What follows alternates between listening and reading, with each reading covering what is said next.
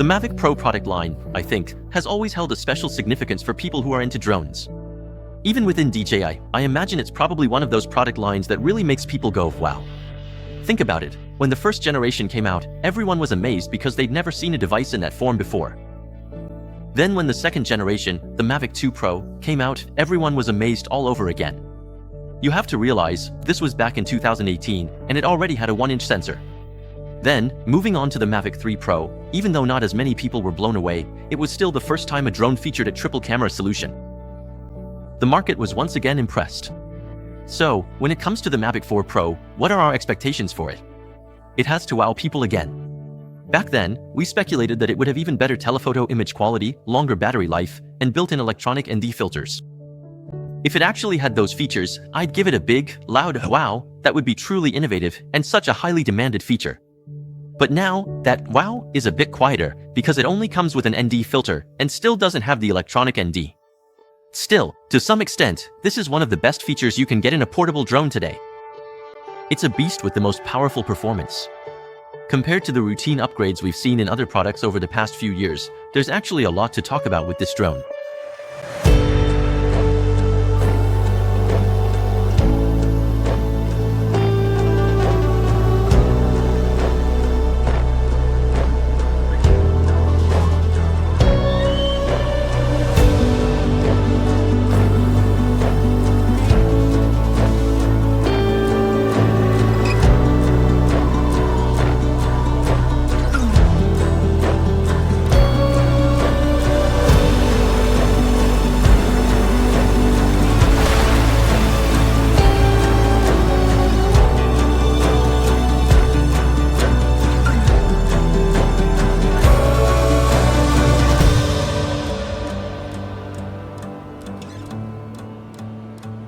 Compared to previous generations of the Mavic Pro, I personally think this is the ugliest one yet. I don't know what you think. And it's not just the appearance that's changed noticeably, its weight has also increased by about 120 grams. The fisheye camera on the body has also been moved from here to here. A LiDAR sensor has been added to the front end of the right arm, and as per DJI's usual practice, the battery isn't compatible with the previous generation, so you'll have to buy a new one. But honestly, the main thing affecting its looks isn't these small changes, it's the gimbal. To be honest, even now, I still think this gimbal is unattractive. But its design is still incredibly clever. First of all, this protruding spherical shape means there's almost nothing blocking it from above now. Compared to the previous generation, which could only tilt up to 35 degrees, this generation, the Mavic 4 Pro, can reach a steep upward angle of 70 degrees. This means you can capture shots like this. You get more dynamic, tension-filled upward flight shots. But if the only feature was this large upward tilt, I honestly wouldn't consider it a highlight of this device. Another major improvement is that with the previous Mavic Pro, when you wanted to shoot vertical videos, you had to crop the footage because the gimbal couldn't stand upright, worse than the smaller Mini Pro drone. But with this generation, the Mavic 4 Pro, thanks to its unique spherical gimbal, you can just rotate the controller, no need to adjust anything else on the screen, and it will switch like this, letting you shoot ultra-high quality vertical videos. I think this feature is actually quite valuable. Even though I know a lot of people don't like watching vertical videos, the truth is, the vertical video market is doing really well commercially these days, so you'll see plenty of people making a living by shooting vertical content. So this might actually be helpful for them. Besides these 2 points, another major change brought by this type of gimbal, in my opinion, is the horizontal adjustment. Because, think about it, it can already rotate like this. So logically, you can achieve things that previously only large drones like the Inspire series could do. These special features include breaking the limits of horizontal shooting. Waiting in the set adrift fever in my bones. Where my heart would slowly begin to slow, but I was patiently waiting in the undertone, always on my toes. Honestly, I wouldn't recommend you start using this horizontal shooting feature as soon as you get it, because it adds a completely different axis. A lot of the time, I find it really easy to lose my sense of direction with you, because adding another control makes this already complex flying operation even more difficult. You have to realize that in the past, this was a feature that required 2 people to coordinate on the Inspire 2. Now, doing it alone is like suddenly being asked to pilot a Jaeger from Pacific Rim by yourself. Anyway, if you get the hang of it and use it to film yourself, you can definitely get some really unique perspectives. But if you're not skilled with it and try to use it, Here's a trick I taught you. You can adjust the gimbal's tilt based on the default horizontal level to simulate the dramatic crash perspective for others, and then film the people around you. After that, tweak the color grading to turn it black and white. Check it out. That vibe is instantly there. Jokes aside, this horizontal breaking shot requires practice. As for the gimbal, I think DJI did a good job. But does it have drawbacks? Yeah, there are a few. First, DJI didn't add a gimbal axis lock like on the Pocket 3, so when you power it off, as usual, it just swings around and moves all over the place, which makes the gimbal cover a lot harder to use and really difficult to snap on. Plus, since the front end of the gimbal is already pretty heavy, if you accidentally knock it hard, there's a real chance of damaging it. For example, when we were flying indoors, we crashed a Mavic 4 Pro and ended up with the situation you see here. Secondly, it's also because the gimbal now has so many axes that when you use certain axes together, you'll notice this drone is more likely to hit its corresponding limits. For example, when shooting vertically or adjusting both tilt and pan at the same time, you can easily run into a conflict. If it was just about changing the gimbal structure, honestly, I don't think the Mavic 4 Pro would really count as a major upgrade. The most crucial point, in my opinion, aside from the change in the gimbal structure, is that the sensor modules inside have been upgraded this time. Although it's not the ultra-wide quad camera setup or interchangeable lens system I was hoping for, the second generation triple camera system has definitely become more refined.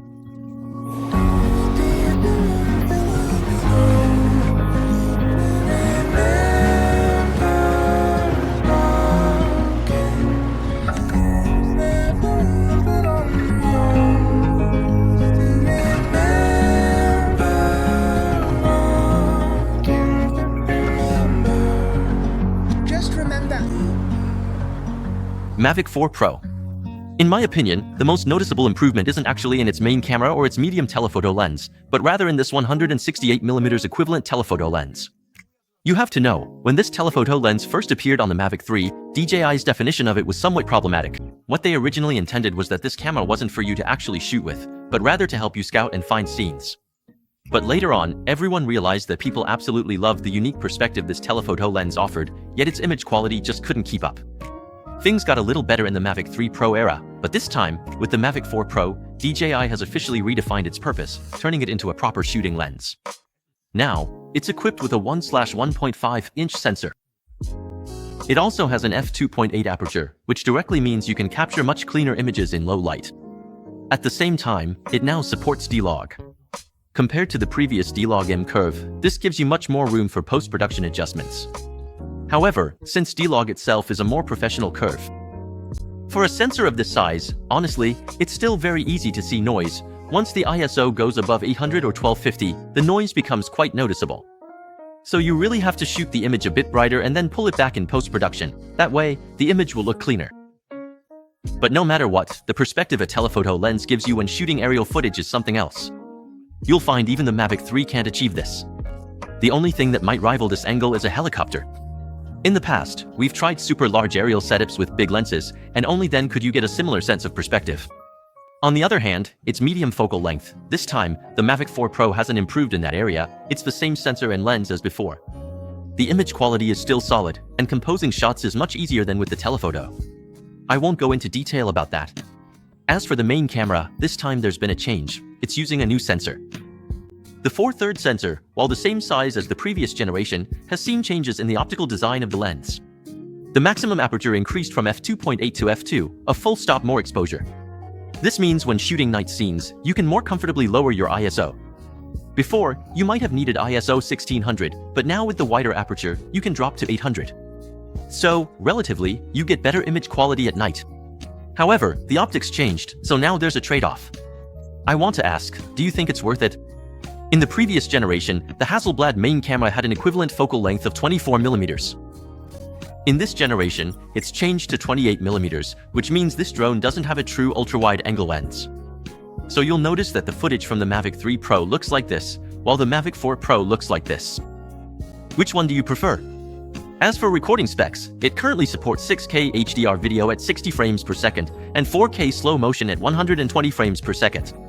When it comes to the 6K footage, just talking about resolution alone, I'd say there's a pretty obvious difference compared to the 3 Pro. Because the 3 Pro is 5.1K, and at that time, the overall image quality was softened quite a bit due to a lot of correction, so the footage looked a bit mushy, especially when you viewed it on a 6K screen. The difference between the two is clearly visible to the naked eye.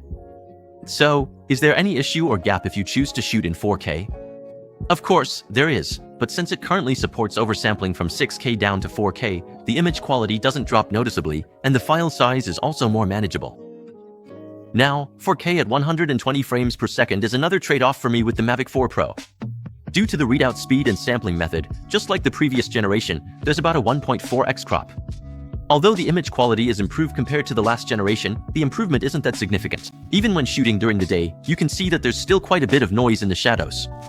Also, 4K 120 frames per second is currently only supported on the main camera and the medium telephoto, but not on the telephoto lens. The telephoto only supports 4K 100 frames per second slow motion, which is a bit of a shame. As for encoding, this time it's pretty interesting. DJI has removed ProRes encoding, there's no longer a Cine version. Now, it supports H.265, and there's a new all-eye compressed HL64 codec to replace ProRes. Although all-eye supports 10-bit 4:2:2 color depth and chroma subsampling, giving more room for color grading, for most sample footage, we still shoot in H.265 because the file size is much smaller. In recent years, since Apple, Nvidia, and Intel all support hardware decoding, playback is generally smooth and doesn't stutter. For individual creators right now, my recommendation is definitely H.265 D-Log 6K 60 frames per second. This hits the sweet spot between image quality and file size. Aside from these recording specs, the Mavic 4 Pro sensor also features something called DCG HDR, which is a dual game fusion technology solution. When shooting non-slow motion videos like 6K 30 frames per second or 4K 60 frames per second, at ISO 400 or below, you can achieve a maximum dynamic range of about 13.4 stops. This is what we measured. So, if you ask what the Mavic 4 Pro does better than the Mavic 3 Pro, this is it. Dynamic range is better, but the most important improvement is consistency.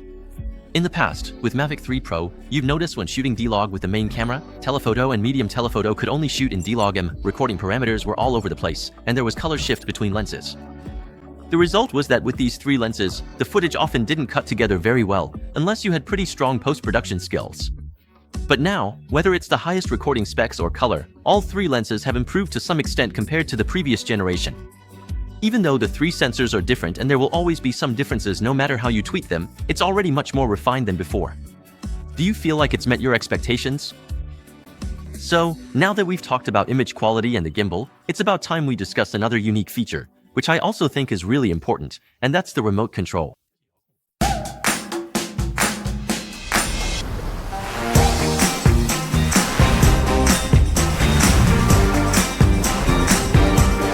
I think, compared to the drone itself, what really impressed me about the Mavic 4 Pro is its new remote controller, the RC Pro 2. Its design is quite different from previous controllers. Honestly, don't you think this thing is basically like turning a pocket into a giant version? It's pretty wild. And a lot of people have said the same thing. Max Pro, your image quality is great. Why can't DJI put this into a pocket? But now that the remote controller looks like this, we can make it ourselves, right? Look, just squeeze it like this, and haven't we basically made a Pocket 4 Pro ourselves?